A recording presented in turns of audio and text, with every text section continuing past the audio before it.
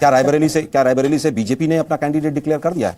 BJP ने भी तो नहीं किया है। अपना हर पार्टी अपने हिसाब से बाकी चीजों को लेकर चलती है। राजस्थान की एक भीलवाड़ा सीट थी, आखिर में सबसे ज्यादा लास्ट में 6.25 लाख वोट से बीजेपी जीती थी, लेकिन सबसे ज्यादा 25वीं सीट थी जो डिक्लेयर की गई थी। हर पार्टी अपने हिसाब से चलती है, ना एंकर तय कर सकते हैं ना विपक्ष तय करता है। अब बात आती है कि आरजी के बारे में कि भाई फोटो किसका है। अरे भाई हमारे सीनियर लीडर हैं, वो हमारे वो पूर्व अध्यक्ष भी रहे हैं। सोनिया जी अब अपनी हेल्थ की वजह से थोड़ा कम सक्रिय हैं, तो स्वाभाविक है कि पिछले अध्यक्ष वही रहे हैं। लेकिन इतना डर क्यों लगता है आप लोगों को कि यात्रा निकाल दी? अरे आप भी यात्रा निकाल दो। जेपी नड्डा जी से तो आप 10 कदम नहीं चलने देते हैं। जेपी नड्डा जी को तो अमित शाह हाथ पकड़ के पीछे फेंक देते हैं। लेकिन आपको केवल आरोप की राजनीति करनी है।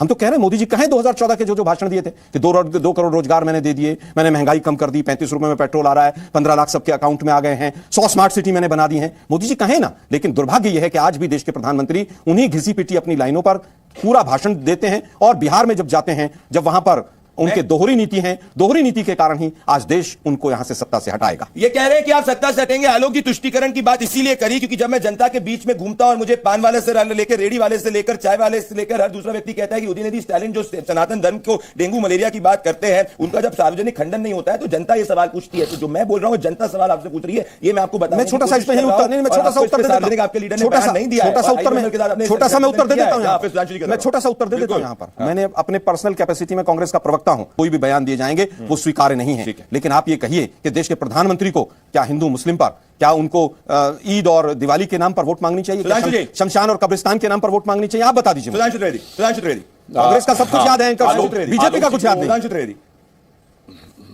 नहीं, मैं याद दिलाता हूं। आलोक जी का कहना है कि हम हिंदू मुस्लिम करते हैं, मगर समस्या यह है कि आलोक जी की पार्टी सिर्फ मुस्लिम करती है। इन्होंने व्यक्तिगत कैपेसिटी में कहा कि भाई ठीक है, ये डीएमके की बात से सहमत नहीं है। तो मैं याद दिला देना चाहता हूं आलोक जी, आपकी पार्टी के नहीं, सुधांशु भाई, प्रवक्ता के नाते में बोलने दीजिए कि मैं भी किसी को इंटरप्ट नहीं करा। आलोक जी, फिर मैं आऊंगा। व्यक्तिगत कैपेसिटी नहीं, मैंने कांग्रेस प्रवक्ता के आधार पर उनको कंप्लीट करने दीजिए। आपने कांग्रेस प्रवक्ता के नाते कहा, तो मैं आपकी बात से सहमत हूं। आपने यह कहने का प्रयास किया कि डीएमके की लाइन से आप सहमत नहीं है, यही आपने कहना चाहना? अब तो स्पष्ट है ना? बिल्कुल कह रहा हूं। अब मैं आगे बोलता हूं। अब यह बताइए, आपके कर्नाटक के कांग्रेस के कार्यकारी अध्यक्ष जो कि वर्तमान में पीडब्ल्यूडी मिनिस्टर हैं, सतीश जारकिहोली, उन्होंने कहा हिंदू शब्द बहुत गंदा है। अब बताइए, तो कांग्रेस वालों ने बोला है। आपका केरल का एनएसयूआई का जो अध्यक्ष था, उसने सड़क के ऊपर बीफ पार्टी की थी। अरे भाई, बीफ खाने का बहुत शौक है, घर पे खाओ। सड़क पे गाय काटकर बीफ पार्टी करने का क्या करने का तात्पर्य था? कृपया यह बात हमको स्पष्ट कर देना चाहिए। और अभी आपके सहारनपुर से कैंडिडेट हैं, आज ही प्रधानमंत्री की सहारनपुर में रैली भी थी, इमरान मसूद, जिन्होंने कहा था मोदी जी की बोटी बोटी काट डालूंगा। अब आप बताइए, इसमें भी आप कोई व्यक्तिगत बयान देने की बात कहेंगे? ये तो कांग्रेस का बयान है। और 100 बातों की बात एक, हाथी के पांव में सबके पांव। जब आपके प्रधानमंत्री जी ये बोल चुके हैं कि मुस्लिम should have first right over the national resources of India, तो अब इसके बाद तो कुछ बच नहीं छोटा सा उत्तर दे देता हूं। इसीलिए आरोप लगाए इन्होंने। स्वयं आपकी पार्टी के लोग बोल चुके हैं और जो सहयोगी दल हैं वो और बढ़ चढ़ के बोलते हैं। चलिए अब आप और बोल दीजिए। यहां पे एक लाइन और बोल दो सर।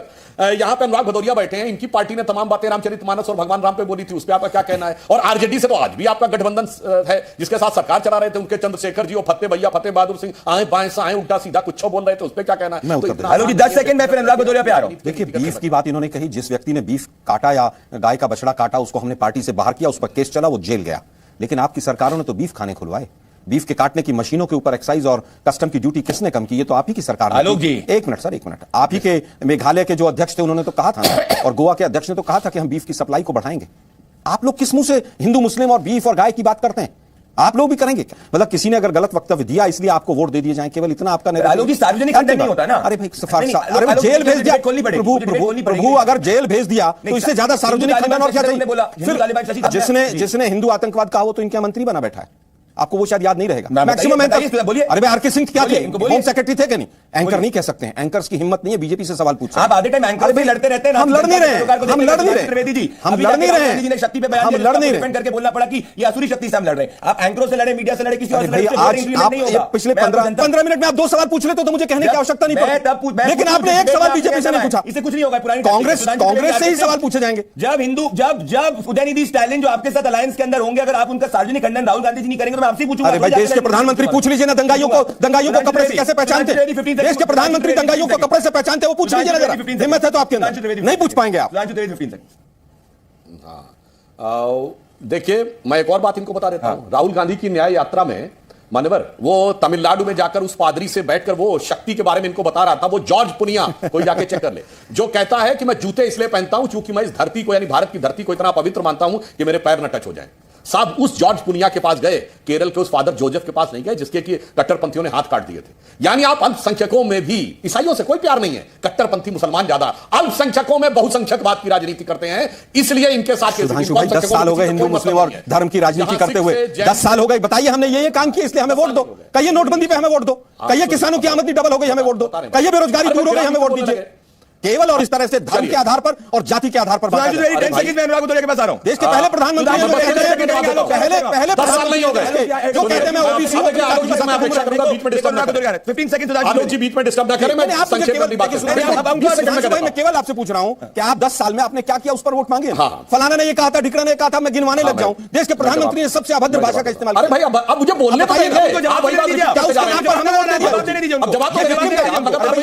सबसे ज्यादा ग्रीटिंग कार्ड भी देश के प्रधानमंत्री ने खेला और सबसे ज्यादा चले जा रहे हैं। आलोक जी अब आप उनसे सवाल पूछ रहे हैं, पिछले 15 मिनट में आप 15 मिनट में केवल और केवल धर्म और जाति की बात कर रहे हैं। अरे अगर हिंदू की बात करी जाए तो आप उसको बोल देते हैं हिंदू मुस्लिम। अरे भाई हिंदू मुसलमान की बात करी जाए सेक्युलरिज्म है। आपने हमें दर्शक करेंगे, देश के दर्शक देख रहे हैं, देश के दर्शक देख रहे हैं, 10 साल के बाद भी आपको वही नैरेटिव सुनाना पड़ रहा है। उत्तर प्रदेश में वोट करते हैं हिंदू मुस्लिम, इसी मैं वही कह रहा हूं, दोनों लोग हिंदू मुस्लिम करेंगे। सुधांशु त्रिवेदी हाँ मैं बता रहा हूं। पहली बात, मेरे शायद पहले वक्तव्य में मैंने ग्रोथ रेट वाले जो बात बताई थी और महंगाई की रेट और बेरोजगारी की रेट शायद आलोक जी को सुनाई नहीं पड़ा था। मगर एक बात कह दूं, 10 साल से हिंदू मुस्लिम नहीं हो रहा है आलोक जी, 110 साल से हो रहा है। अरे भाई आज भी हम बात में जाएंगे, अभी मैं आपसे पूछूं, आज भी हुआ है। अब